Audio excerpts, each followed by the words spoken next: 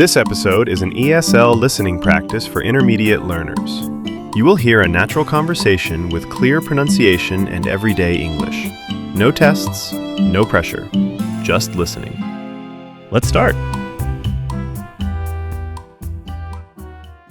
Hello, everyone. A very warm welcome back to ESL listening practice. I'm genuinely excited you're joining us today. Hello, everyone. It's wonderful to be back with you all. As always, our mission here is simple but ambitious. We want to take complex ideas and sophisticated vocabulary and break them down. Leave them digestible. Precisely. We are just memorizing lists here. We are learning how to really think in English. And today, oh boy, today we have a topic that I think is going to hit really close to home for a lot of you. It's a heavy one. It is. It touches pretty much everyone. But paradoxically, nobody likes to talk about it. No, they don't. It's uncomfortable. It's awkward. It's the kind of thing that makes you look at your shoes when it comes up in conversation. It really is one of the last taboos, in a way. Even in our closest relationships, we hesitate to bring it up. Today, we are looking into friendship and money. The ultimate awkward combo. Truly. Specifically, we've been researching the friction that happens when those two things collide. We're analyzing how financial differences, when one friend has significantly more resources or significantly less than the other, can silently create distance between people who really love each other. It's the absolute elephant in the room, isn't it? Right. We all have those friends we love dearly. Maybe you've known them since childhood, since you were both broke students eating instant noodles. Right, splitting a pizza because that's all you could afford. Exactly. But now you're adults, and suddenly they're in a completely different tax bracket. Maybe they're flying first class while you're taking the bus. Or maybe it's the other way around. Maybe you are the one buying the expensive bubbly water, and they are stressing about rent. And it just gets weird. Weird is the perfect word for it. It creates this invisible tension. Culturally, we like to tell ourselves a very specific story about friendship. That money doesn't matter. Right. We like to think that friendship is stronger than money. We want to believe that if the bond is real, the bank account is irrelevant. We say things like, I don't care what you make, I care who you are. We do. But the practical reality, my own research into the sociology of this proves otherwise. Money is a powerful, often silent force that shapes our social behavior. It really is. And before we get into the nitty-gritty, the psychology of why that happens, I know you have put together some incredible vocabulary for us today. What should our listeners keep an ear out for? I do. We've selected some high-level words today that are specifically designed to describe abstract concepts in relationships. I want you to listen for words like transcend, disparity, resentment, and resilience. Those are fantastic words. They are. And they aren't just big words to make you sound smart. They are precise tools. They describe very specific feelings and social mechanics. By the end of this discussion, you won't just recognize them, you'll know exactly how to wield them. I love that. Wield them. Like a sword. Transcend. Disparity. It sounds sophisticated already. Yeah. So let's kick this off with the big question. The hook. Yeah. I want to pose a scenario to you and to our listeners. Okay, let's hear it. Imagine two friends. One is living in what we call the lap of luxury. They're ordering appetizers without looking at the price. They're planning weekend getaways on a whim. Must be nice. Right. But the other friend is strictly on a budget. They're counting every penny, sweating when the bill comes to the table. Here's the question. Can that friendship truly survive? Or is it inevitable that they will drift apart? That is the ultimate question, isn't it? Can the emotional bond bridge that financial gap? Or is the lifestyle difference just too wide?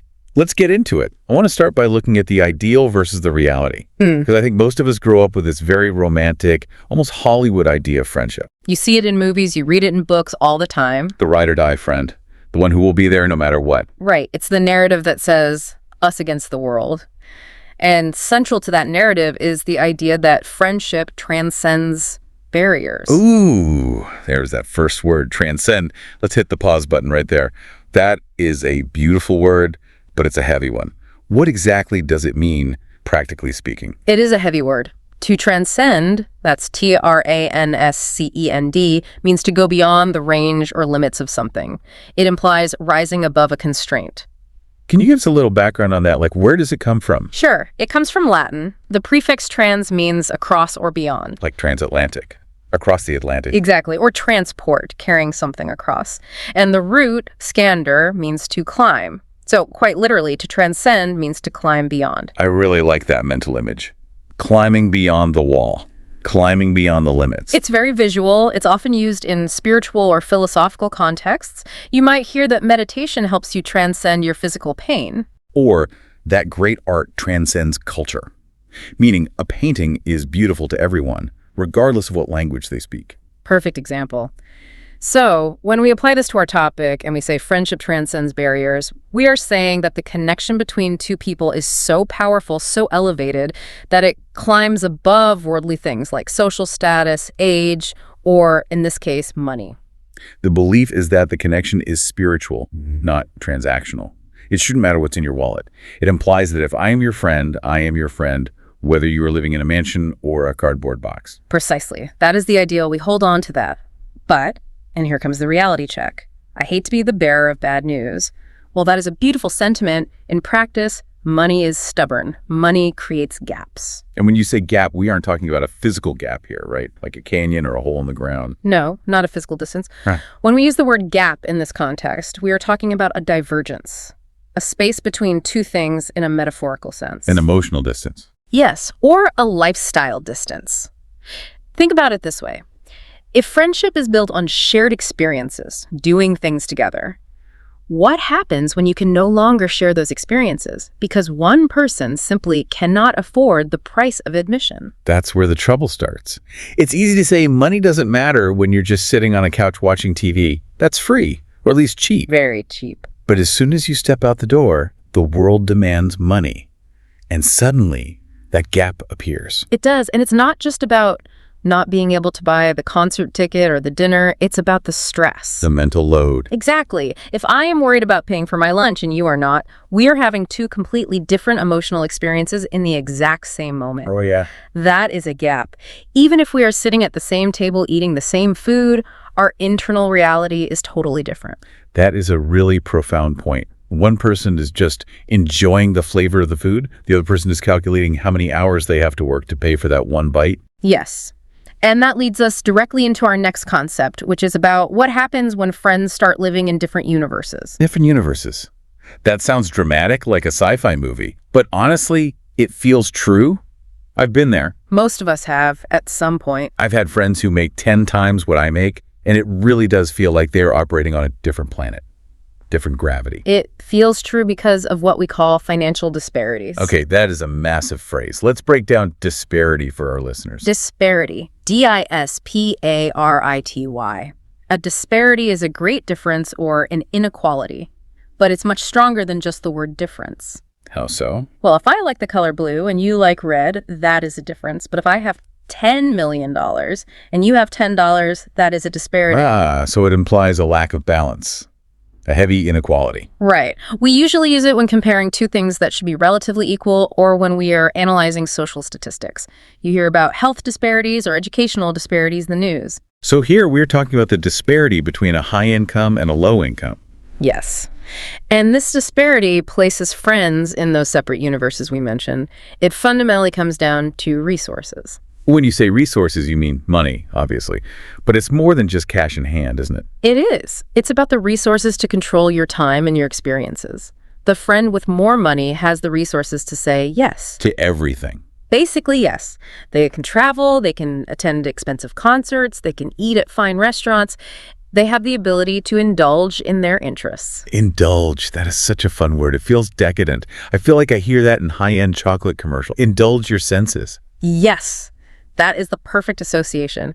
To indulge means to allow oneself to enjoy the pleasure of something. It usually implies something special, maybe a little unnecessary, but deeply enjoyable. So you don't just eat a chocolate bar. You indulge in a handmade truffle. Exactly. You don't just have a hobby. You indulge in photography with a $5,000 camera lens. I see the nuance there. It implies a lack of restraint. You're giving in to what you want. Exactly. You are satisfying a desire without worrying about the cost. So imagine the wealthy friend. They are used to indulging. They can say yes to everything. Hey, let's go to that expensive spa. Let's fly to Italy for the weekend. They're living a life of yes. And this is where the disparity creates the gap. The wealthy friend is experiencing a life of indulgence and opportunity. They are naturally eager, meaning excited to share this news. They want to tell their best friend, guess what? I just booked a trip to Bali. Because that's what friends do. We share our joy. We want our friends to be happy for us. But let's flip the camera. How does the other friend feel? The one who is staring at a stack of unpaid bills on their kitchen counter. They probably feel, well, complicated. Complicated is a very nice way to put it. They probably feel left out. Yes, they feel excluded or left behind. And here is a crucial vocabulary word for relationships that explains why this hurts. Relate. To relate, we use this all the time in English. Ooh, I can't relate. We do, but let's define it properly for our learners. To relate means to feel sympathy for or identify with someone or something. It means you can understand their feeling because you have felt it too. You can say, I relate to that struggle. Yes. It creates a bridge of empathy. So in this scenario, the friend with less money literally cannot relate to the friend with more money. Exactly. If the wealthy friend says, "Oh, it is so stressful trying to choose which 5-star hotel to stay at in Paris," the other friend simply cannot relate. The cognitive bridge is broken. They are living in a universe where the stress is, can I afford groceries this week? Versus, which luxury do I pick? The connection breaks because the shared understanding, the ability to relate, is gone. That is so tough. Because the wealthy friend isn't trying to be mean. They're just sharing their life. But the reception of that story is totally different based on the bank account of the listener. Precisely. And it's not just the big things like trips to Bali, it's the everyday stuff that wears you down. Let's analyze some specific activities. Dining out, for example. The classic restaurant dance. Oh, the restaurant dance, I hate this one. The anxiety of the menu. It becomes a social minefield. For the wealthy friend, a $50 dinner is cheap or casual. It's just a Tuesday night. But for the friend on a budget, that $50 is their food budget for 3 days. It is a major expenditure. So what happens? The wealthy friend suggests a place, thinking it's no big deal. The other friend freezes up. They're looking at the prices, not the food. Right. What is affordable for one is inaccessible for the other. Inaccessible, meaning you cannot reach it, you cannot have it. And this creates immediate visceral stress. The friend with less money has a terrible choice to make right there at the table. Do they overspend and feel anxious about their rent later? Or do they admit they can't afford it and feel embarrassed in the moment? It takes the fun right out of the friendship. Instead of just enjoying each other's company, you're doing math in your head. And that math changes the feeling of the friendship. It places a barrier between you. You are no longer just two friends hanging out. You are two people navigating a financial negotiation. You have shifted from companions to people with different economic capacities. And that is not a romantic place to be. It really isn't. And this brings us to our next concept. Because usually people don't get into a fist fight over this. It's not like they are screaming at each other about the dinner bill right there in the restaurant. It's usually much quieter than that. No, rarely. Money rarely causes outright conflict. Outright. Yes, outright means open, direct, or complete. You rarely see friends screaming, "You are too rich," or "You are too poor." It's too taboo. We are too polite for that. So if it's not an explosion, what is it? It is a shift, a subtle, quiet shift in dynamics. Okay, dynamic. This is a word I hear in business a lot, or physics. But how does it apply to friendship? Good question. A dynamic refers to the forces or properties that stimulate growth, change, or activity within a system. So the friendship is the system. Yes. In a relationship, the dynamic is how the relationship works. It's the pattern of how you interact. Is the dynamic equal? Is one person the leader? Is the dynamic playful or serious? So financial differences change the mechanics, the dynamic of how the friendship operates. Yes. And it often starts with behavioral changes. The most common one is avoiding conversations. Avoiding uncomfortable topics. The editing of the friendship. Right. If I know you are struggling with money, I might stop telling you about my new car. I don't want to make you feel bad. So I edit my life. I hide things. You stop being authentic because you are trying to protect them. And if I am the one struggling, I might stop talking about my money stress because I don't want to bring you down. Or I don't want your pity. I don't want to be seen as the charity case. So both sides start hiding parts of themselves. The conversation becomes superficial. You talk about the weather or sports or pop culture, safe topics. But you stop talking about your real lives. Another change in dynamic is declining invitations. Saying no. The slow fade. Saying no. And this is often due to constraints. Constraint. That's a good word. It sounds restrictive. It is. A constraint is a limitation or restriction. It's something that holds you back. In engineering, you have design constraints.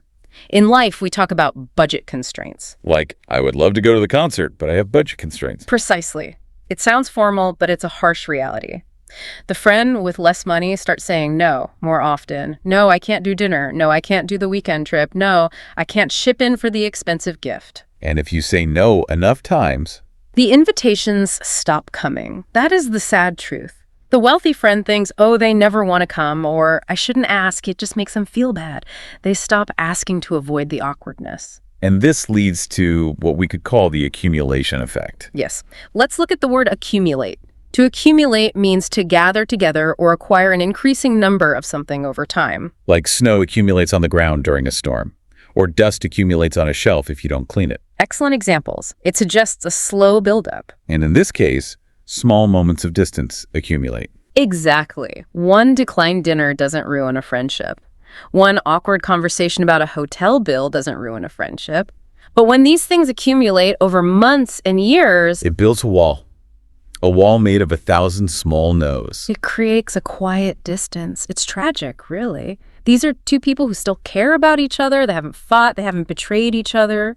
But the accumulation of these financial realities has pushed them apart. They wake up one day and realize they haven't really talked in 6 months. Yes. That is so sad. Quiet distance. It's almost worse than a fight because you don't know how to fix it. It just happens. It feels like drifting out to sea. And that quiet distance isn't empty. It is full of feelings, which brings us to the emotional impact. Yeah, let's talk feelings, because money isn't just math. It's emotion. It's identity. It is heavily emotional. When we talk about financial gaps, we have to talk about some dark emotions. Guilt, inadequacy, resentment, envy. These are the feelings that lurk in the silence. Those are heavy hitters. Let's start with inadequacy. Inadequacy, the state of not being good enough or sufficient. Adequate means enough. Inadequate means not enough. So, feeling like you, as a person, are not enough. Yes. In a society that equates money with success, having less money can make a person feel inadequate. They might feel like a failure compared to their friend. Why can't I afford that? What is wrong with me? Why am I not as successful as them? That is a terrible feeling. Feeling small, feeling like you are losing at the game of life while your friend is winning. It is. And that feeling of smallness, if left unchecked, can turn into something sharper. Resentment. Resentment. Yeah. It's a crucial word for relationships. Yeah. I feel like this word destroys marriages and friendships alike. It does. Resentment is bitter indignation at having been treated unfairly. It's not just anger. It's a stewing, long-lasting bitterness. It's looking at someone else and thinking, it's not fair that you have that and I don't. Yes, it's dangerous, right? Because resentment usually happens silently. You smile at your friend, but inside, you're angry. You're keeping score. The friend with less money might start to resent the wealthy friend's ease of life. They might think, must be nice to not worry about rent. That thought is the seed of resentment. Even if the wealthy friend worked really hard for their money, the disparity itself breeds resentment. But it goes both ways, doesn't it? The wealthy friend has emotions too. It's not just a party for them. Absolutely. The wealthy friend often feels guilt. They feel bad for having more, so they hesitate to share their joys. They walk on eggshells. They fear causing discomfort. They might even feel resentful too. Yes, resentful that they have to hide their success, or resentful that they always have to pick up the check to keep things smooth. So you have one person feeling inadequate and resentful, and the other person feeling guilty and anxious. That is a recipe for disaster. It is, and the result is the erosion of intimacy. Erode. That's a very visual word. It is geological. To erode means to gradually wear away or destroy, usually by wind or water. Think of a cliff being eroded by the ocean waves. It doesn't happen overnight. It happens slowly, bit by bit, grain of sand by grain of sand. So the silence erodes the friendship.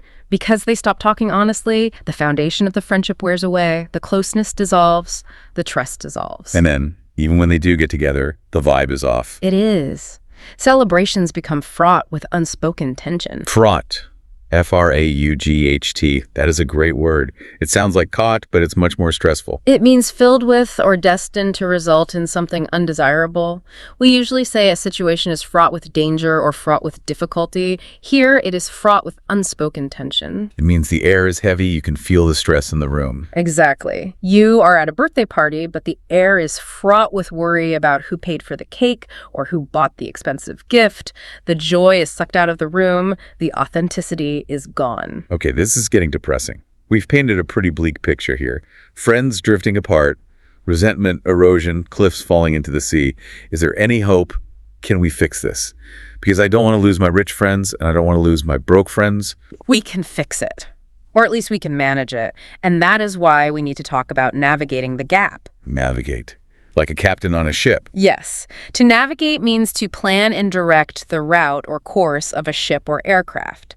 But in a figurative sense, it means to handle a difficult situation or deal with a complex problem. You have to navigate the challenge. You have to steer the ship so it doesn't crash on the rocks. So how do you navigate a financial gap between friends? What is the map? Yeah, what's the first step? The first step and the hardest step is awareness.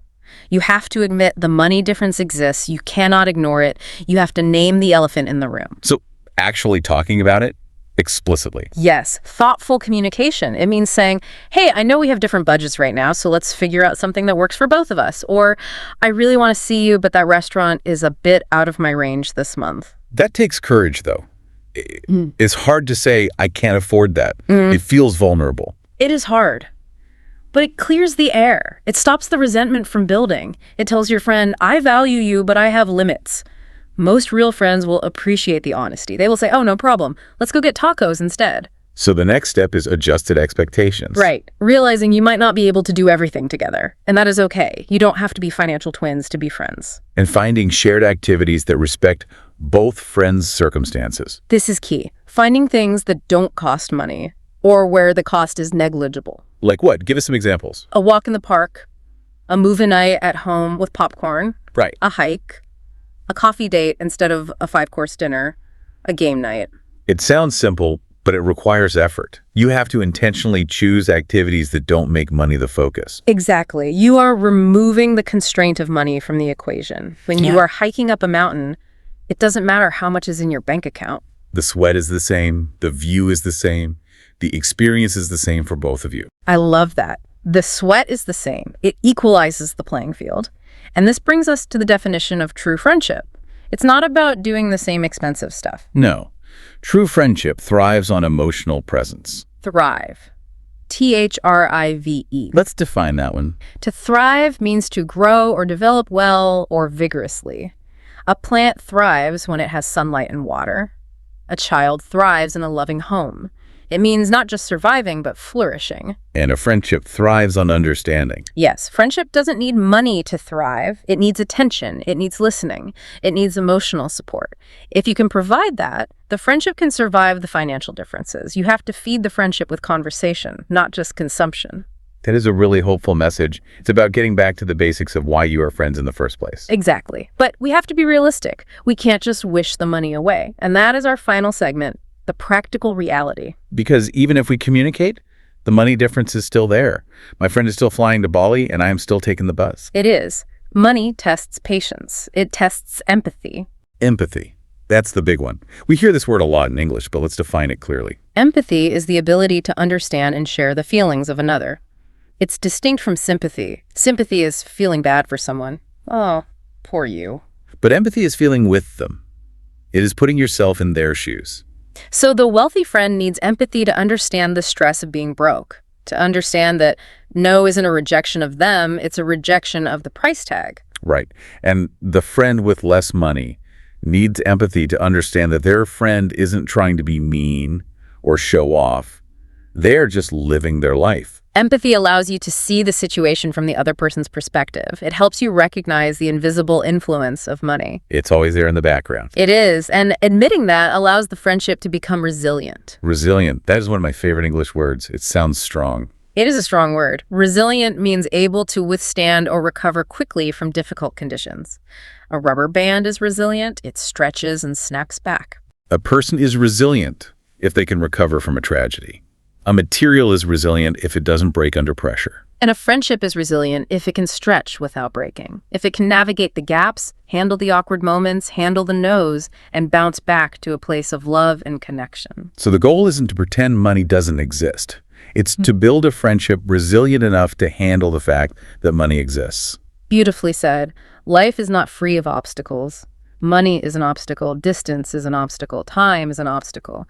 But friendship persists because of care and consideration despite the obstacle. Wow, that is powerful. Despite the obstacles, it makes the friendship sound heroic. It is heroic in a quiet way. It requires work, but the best things in life usually do. Absolutely. Okay, let's take a deep breath. We have covered a huge amount of ground today. We went from the dream of friendship to the hard reality of bank accounts, and then back to the hope of resilience. We did. We unpacked a lot of psychology and vocabulary. So let's recap.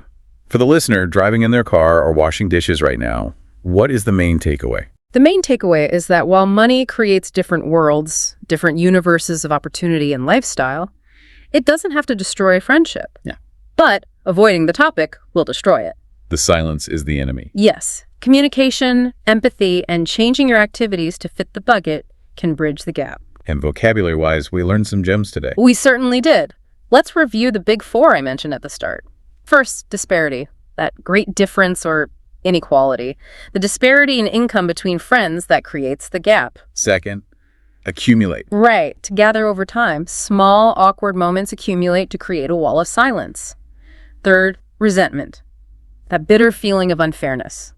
We want to avoid resentment by being honest about our feelings. And finally, navigate. To steer through the challenge, we must navigate the financial gap with care and intention. Disparity, accumulate, resentment, navigate. 4 words that tell a whole story of relationships. I hope you guys wrote those down. Or better yet, try to use them in a sentence today. And before we go, I have a thought I want to leave you with, a little challenge for your brain. I love these. Hit us with it. We talked about how activities often mask the friendship.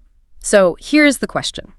If you stripped away all the activities that cost money in your friendships, no dinners, no trips, no concerts, no gifts, would the emotional bond be strong enough to stand on its own? Ooh, that is a tough one. If we just sat in an empty room with no money, are we still friends? Do we still have things to talk about? Exactly. Are you friends with the person or are you friends with the lifestyle they provide? It's something to think about. That is going to keep me up tonight, but in a good way. It really makes you value the people who are there for you, not for the fancy dinner. Ideally, yes. Well, thank you so much for guiding us through this research. This was a really enlightening conversation. It was my pleasure. It's a complex topic, but talking about it makes it easier. And thank you to all our listeners for tuning in to ESL Listening Practice. We hope you learned some new words and maybe gained a new perspective on your own friendships. Don't forget to practice those words. Try using disparity or resilient in a conversation this week. It will feel strange at first, but that's how you learn. Yes, go out there and be resilient. We will see you next time for another discussion. Goodbye, everyone.